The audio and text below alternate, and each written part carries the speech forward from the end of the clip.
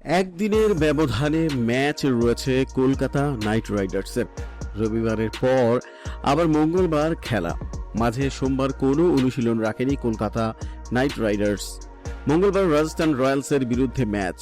এই মুহূর্তে 1 নম্বরে রয়েছে তারা। সেই দলের বিরুদ্ধে খেলতে নামার আগে কোনো অনুশীলন না করার সিদ্ধান্ত নিল কেকেআর। রবিবার দুপুরে ম্যাচ ছিল কলকাতার। গরমের মধ্যে খেলতে নেমে ফিল সল্ট বলেছিলেন, মনে হচ্ছিল আমি গলে যাব।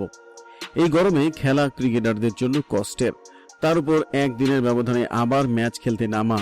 সেই কারণে গৌতম গম্ভীরেরা সোমবার কোনো অনুশীলন না করার সিদ্ধান্ত নিয়েছেন।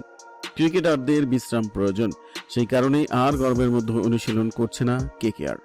মঙ্গলবার কলকাতার ম্যাচ রাজস্থানের বিরুদ্ধে। এই মুহূর্তে আইপিএল এর লিগ তালিকায় শীর্ষে তারা। সেই দলের বিরুদ্ধে খেলতে নামার আগে অনুশীলন না করলে কি খুব সমস্যা হবে? আইপিএল শুরু হচ্ছে 22 মার্চ থেকে। তার আগে থেকেই অনুশীলন করছে দল। প্রায় 1 মাস হতে চলল প্রতিযোগিতার, ফলে নতুন করে অনুশীলন করার তেমন কিছু নেই।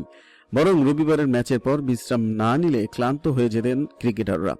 সেটার প্রভাব পড়তে পারত মঙ্গলবারের খেলায়। কেকেআরের কাছে তাই এই বিশ্রাম প্রয়োজন ছিল। ক্রিকেটারদের তরতাজা রাখাটাও জরুরি, সেই কথা ভেবেই শ্রেয়সদের বিশ্রাম দিয়েছে দল। রাজস্থান 6টি ম্যাচের মধ্যে 5টি জিতেছে। সঞ্জু স্যামসনের দলের বড় সুবিধা ভারসাম্য। একাধিক ক্রিকেটার রয়েছেন যারা দায়িত্ব নিয়ে ম্যাচ জেতাতে পারেন।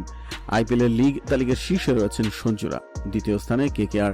অর্থাৎ মঙ্গলবার লড়াই 1 বনাম 2 এর। 5 ম্যাচে কেকেআর 4টিতে জিতেছে। মঙ্গলবার জিতলেই লিগ শীর্ষে উঠে আসতে পারবেন শ্রেয়াসরা। সে লক্ষ্য নিয়েই ইডেনে নামবে তারা।